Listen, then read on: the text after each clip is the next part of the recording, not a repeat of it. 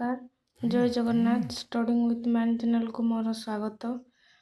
8 class रो science बही जो अधा थिला वर्तमान आम आउ गोटे क्लास स्टार्ट करवा साइंस रो देखिबा केमती आमे गत क्लास रे कोन देखथिले ना आमे केमती अणुजीव को खोजिथिले कोठी गोलिया पानी माटी को पानी गुळे की गोटे ग्लास काचो ग्लास रे रखि देबा सेठू ड्रॉपर सहायता रे आनी के हम स्लाइड रे रखि की केमती अणुवीक्षण यंत्र देखिबा। तापर देखिबा नेक्स्ट आस अध्ययन करिबा। अष्टम श्रेणी रे पढुथबा केते जण शिक्षार्थी दलगत भाव रे कार्य 2.4 एवं 2.5 प्रदर्शन करथिले। सेमाने पाठागार एवं इंटरनेट मध्य सूचना संग्रह करथिले। सेमाने सारणी 2.1 रे पोखरी जल पर्यवेक्षण परे प्राप्त तथ्य एवं सारणी 2.2 रे मृत्तिकार सस्पेंशन पर्यवेक्षण परे प्राप्त तथ्य लिखि रखिथिले। सेमाने अणुजीव गुड़िक प्रोटोजोआ शैवाल कवक एवं बीजाणु भाव में चिन्हट करथिले। ते प्रोटोजोआ को केते भाग रे विभक्त करथिले देखो प्रोटोजोआ शैवाल कवक एवं बीजाणु। जदि तुमे एही वर्गर जीव पाओ तेबे लिखि रख। एमिबा से आदि प्राणी एककोशी गतिशील अनियमित आकार तार आकार किछि समान न थाए। पारमेसियम आदि प्राणी एककोशी गोटे स्थान अन्य स्थान को गति करे विशेष अंग साहाय्य से गति करि थाए कि पारामेसियम। शैवाल एककोशी सबुज कणार उपस्थिति जोगु सबुज देखा जाए विशेष अंग साहाय्य से गति करि थाए। तबे हम कहा का विषय देखले एमिबा पारामेसियम आउ शैवाल। नेक्स्ट देखिबा 2.2 मृत्तिकार थिबा अणुजीव कोन कोन हम माटी रे अछि अणुजीव। पाउरुटी रो फिम्पी होछि कवक क्लोरोफिल नथिबा थळी भଳି आकृति विशिष्ट शाखायुक्त फिलामेंट ताको कहा जाए पाउरुटी रो फिम्पी। कवक क्लोरोफिल विहीन रंग मारिबा पई व्यवहृत ब्रश भଳି आकृति रो शाखायुक्त फिलामेंट। तापर होछि शैवाल गोलाकार सबुज कणार उपस्थिति जोगु सबुज देखा जाए। बीजाणु कोष गुड़िक गोलाकार कमाकृति कुंडलाकृति ओ बा दंडाकृति कोष चारि पाखरे गोटे लंबा केश बा अनेक छोट छोट केश सदृश प्रबंध रहिता प्रबद्ध।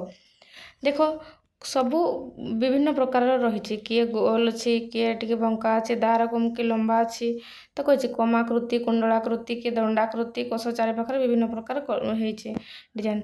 तुमे ए मध्यरु कोनोसी अणुजीव बा भिन्न किछि देखिलो कि तुम खाता रे लेख और तुम श्रेणी रे आलोचना करो। तुमे विभिन्न अणुजीव चिन्हट करो सेमाने सबुठारे अछंती एवं आमे सेमानकु केवल एक अणुवीक्षण यंत्र साहाय्य रे देखि परिबा। तबे आमे कोन जानले अणुवीक्षण यंत्र साहाय्य रे ही आमे अणुजीव को देखि पारिबा। जेउथिरे सेमानक आकार 100 रु 400 गुण वृद्धि होई पारे। तबे तांकर आकार केते रु केते गुण वृद्धि होबो परीक्षा रे पड़िबो मने रख 100 रु 400 गुण। जदिओ अणुजीव गुड़िक आकार रे छोट सेमाने आम जीवन रे एक गुरुत्वपूर्ण भूमिका ग्रहण करती। अणुजीव देखा को बहुत छोट किंतु सेमाने आम उपकार भी करिथांती आ अपकार मध्य करिथांती। केबे सुनिछ कि देखिबा भूताणु इंग्लिश रे कोन कहा जाए भाइरस गुड़िक अति क्षुद्र एवं अणकोशीय। भूताणु गुड़िक जीवंत कोष रे प्रवेश कले संख्या रे बहुगुणित हुअंती।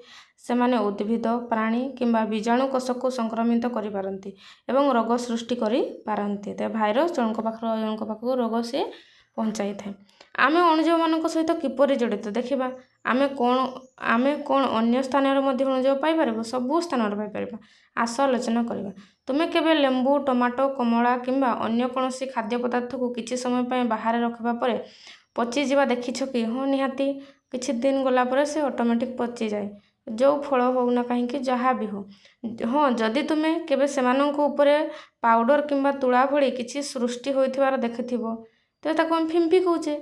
सेमाने अणुजीव द्वारा संक्रमित होइथिबारु एपरि हुए किंतु एही अणुजीव केउठारु आसिले सेमाने खाद्य संस्पर्श रे किपरि आसिले आमे देखबा। देखो फल ऊपरे बढ़ुथिबा अणुजीव एटा फलटा गुटे कमलाटा ता ऊपरे केमती से अणुजीव बढ़िछे।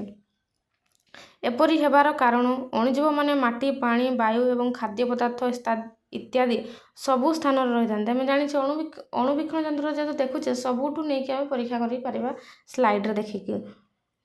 तुमे उद्भिदर पत्र कांड मूल किंबा अन्य कोनोसी अंशर पृष्ठ अनुसंधान करिबा पई एक फोटोग्राफ्स किंबा एक माइक्रोस्कोप व्यवहार करी एही अणुजीव मानक देखि पारिबो। उद्भिद और प्राणी मानक परि अणुजीव मानकर मध्य अनेक विविधता रही माने किछि किछि समान गुण रही और किछि किछि अलग गुण रही। ସେମାନଙ୍କ ମଧ୍ୟରୁ କିଛି ସାଧାରଣ ତାପମାତ୍ରାରେ ମିଳୁଥିବା ବେଳେ ଆଉ କେତେକ ଅତି ପ୍ରତିକୂଳ ଜଳବାୟୁରେ ଯେପରିକି ଉଷ୍ମ ପ୍ରସ୍ରବଣର ଉତ୍ତପ୍ତ ଜଳ ଏବଂ ତୁଷାରଚ୍ଛନ୍ନ ମେରୁ ଅଞ୍ଚଳରେ ମଧ୍ୟ ମିଳିଥାନ୍ତି। ତୁମେ ପୂର୍ବରୁ ଜାଣିଛ ଯେ ଏହି ଜୀବମାନଙ୍କର ମଧ୍ୟରୁ କିଛି ଆମ ଶରୀର ଭିତରେ ବିଶେଷ କରି ଆମ ଅନ୍ତନଳୀରେ ବାସ କରନ୍ତି, ଯେଉଁମାନେ ହଜମ କ୍ରିୟାରେ ସାହାଯ୍ୟ କରନ୍ତି। ତେବେ ଏମିତି ବି ଅଣୁଜୀବ ଅଛି ଯିଏକି ଆମର ଖାଦ୍ୟ ହଜମ କରିବାରେ ସାହାଯ୍ୟ କରୁଛି। ଯଦି ଉଦ୍ଭିଦ ଏବଂ ପ୍ରାଣୀମାନଙ୍କ ପରି ଅଣୁଜୀବମାନେ ଆକାର, ଆକୃତି ଏବଂ ଗଠନରେ ଭିନ୍ନ ଭିନ୍ନ ହୋଇଥାନ୍ତି। ତୁମେ ସାରଣୀ 2.1 2.2ରେ ଗୋଲାକାର, ଦଣ୍ଡାକାର କିମ୍ବା ଅନିୟମିତ ଆକାର ଏହିପରି ବିଭିନ୍ନ ପ୍ରକାର ଅଣୁଜୀବ ଦେଖିଲୁ। ଆମେ ଦେଖିଲେ ପାରାମେସିୟମ, ଏମିବା, କଷିଜୀବ ସବୁ ସେଗୁଡ଼ା ଦେଖିଲେ। ଏଠି କ'ଣ ଲେଖା ହେଇଛି? କିନ୍ତୁ କାହିଁକି ସୂକ୍ଷ୍ମ ଜୀବମାନେ ଆଚାର ଏବଂ ମୂରବାକୁ ସଂକ୍ରମିତ କରନ୍ତି ନାହିଁ? କାରଣ ଆମେ ଏଥିରେ ଲୁଣ କିମ୍ବା ଚିନି ସହିତ ଅନେକ ମସଲା ମିଶାଉ। ଲୁଣ କିମ୍ବା ଚିନିର ଅଧିକ ଘନତା ଏହି ଜୀବମାନଙ୍କୁ ସେଥିରେ ବଢ଼ିବାକୁ ଦିଏ ନାହିଁ।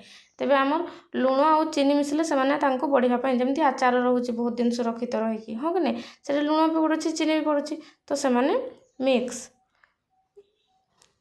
ଅଣୁଜୀବମାନଙ୍କର ବିବିଧତା ଆମ ଦୈନନ୍ଦିନ ଜୀବନରେ କିପରି ଭୂମିକା ଗ୍ରହଣ କରେ?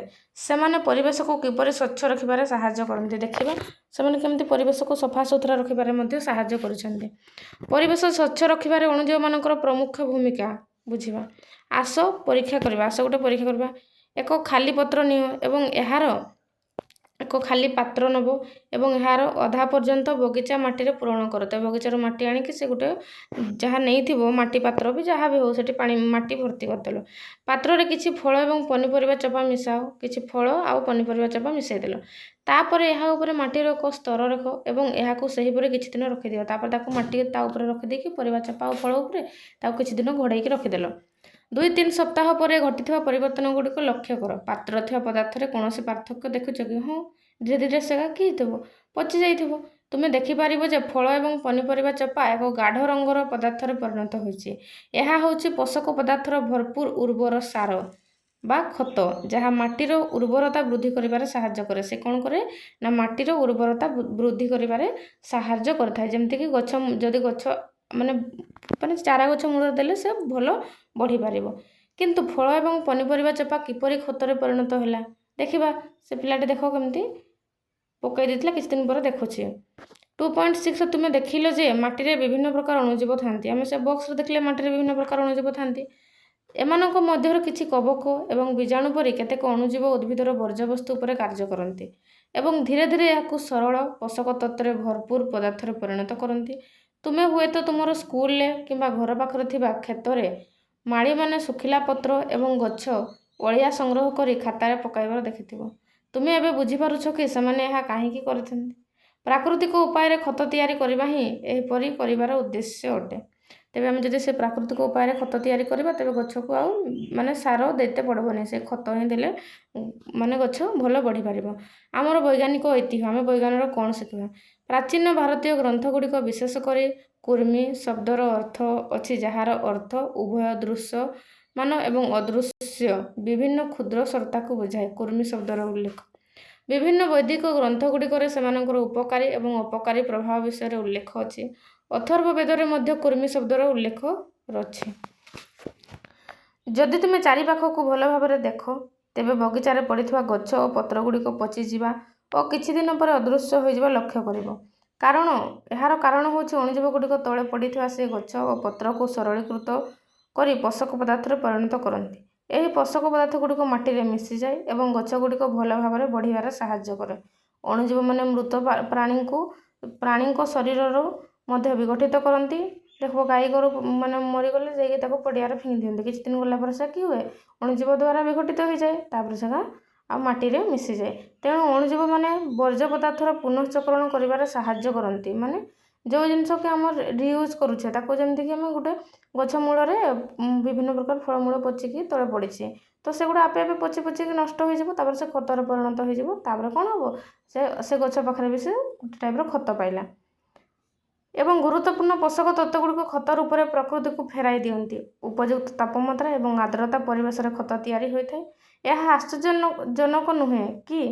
ଏବେ ତୁମେ ବୁଝିପାରୁଥିବ ଯେ ବୀଜାଣୁ ଓ କବକ ପରି ଅଣୁଜୀବମାନେ ଆମ ଜୀବନରେ ଏକ ଗୁରୁତ୍ୱପୂର୍ଣ୍ଣ ଭୂମିକା ଗ୍ରହଣ କରିଥାନ୍ତି।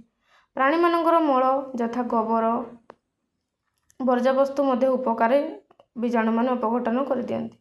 2.7 आम यह अनुधान कर अणुजीव मैंने केवल उद्भिदर वृद्धि साहाय्य करते नहीं बरं वर्ज्य पदार्थ को अपघटन कर माटी मिसाई आमर परिवेश को स्वच्छ रखती।